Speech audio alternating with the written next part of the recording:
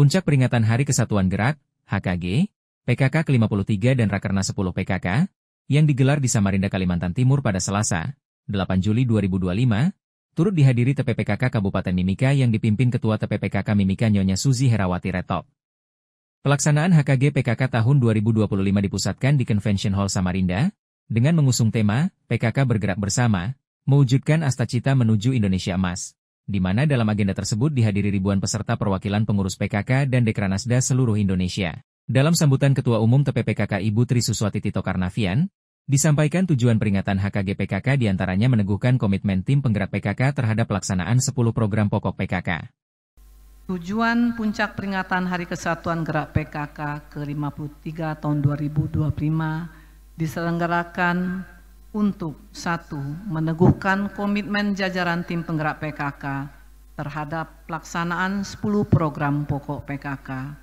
2. Meningkatkan pemahaman dan kapasitas tim penggerak PKK dalam menjalankan peran pemberdayaan keluarga dan masyarakat. 3. Memperkuat kolaborasi antara tim penggerak PKK dengan pemerintah pusat, daerah, dan mitra pembangunan lainnya.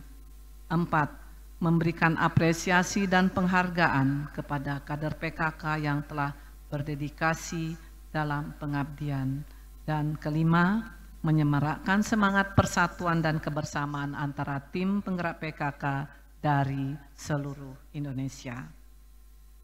Dalam kesempatan yang sama, Pelindung TPPKK Nasional Ibu Selvi Gibran Rakabuming dalam sambutannya mengajak seluruh kader PKK menjadikan Hari Kesatuan Gerak PKK menjadi momentum untuk memperkuat koordinasi, konsolidasi dan evaluasi pelaksanaan dari program-program PKK agar selaras dengan arah kebijakan pemerintah di bawah kepemimpinan Presiden Prabowo Subianto.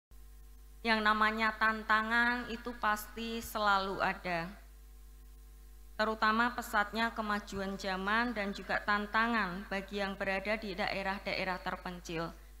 Saya tahu susahnya kader-kader yang ada di pelosok-pelosok untuk mencapai ke suatu titik itu butuh perjuangan yang luar biasa. Ada yang naik kapal selama berjam-jam, ada yang melewati jalan darat berjam-jam tapi jalannya masih belum bagus. Itu semua adalah bagian dari perjuangan seluruh kader-kader PKK. Tapi itu pun tidak mematahkan semangat dari seluruh kader.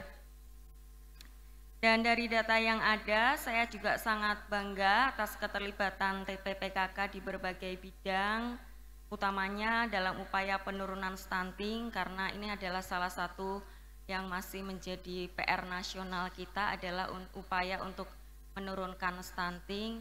Dan PKK memang memegang peranan yang penting, salah satunya lewat Posyandu. Yang menjadi kader-kader Posyandu juga pasti tahu bahwa imunisasi anak itu sangat penting, kemudian penimbangan dan pengukuran tinggi badan anak setiap bulan itu juga sangat penting karena itu bisa menjadi untuk deteksi awal stunting itu sendiri. Dan ternyata hasil kerja dari PKK ini sangat luar biasa karena dari survei status gizi Indonesia SSGI 2024, prevalensi stunting nasional itu tercatat 19,8%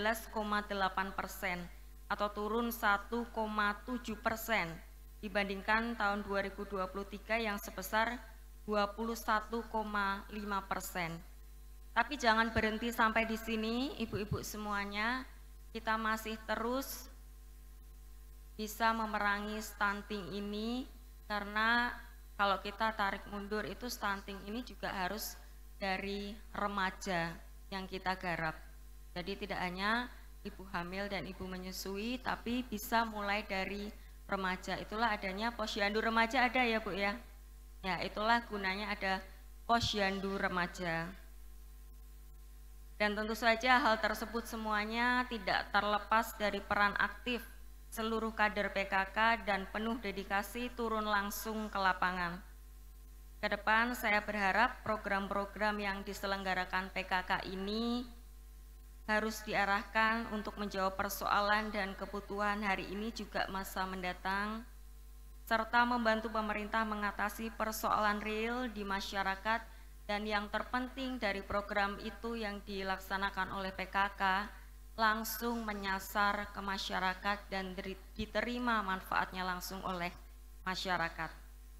Mari kita jadikan peringatan Hari Kesatuan Gerak ke-53 PKK ini sebagai momentum untuk memperkuat koordinasi, konsolidasi, dan evaluasi pelaksanaan dari program-program PKK agar selaras dengan arah kebijakan pemerintah di bawah kepemimpinan Bapak Presiden Prabowo Subianto.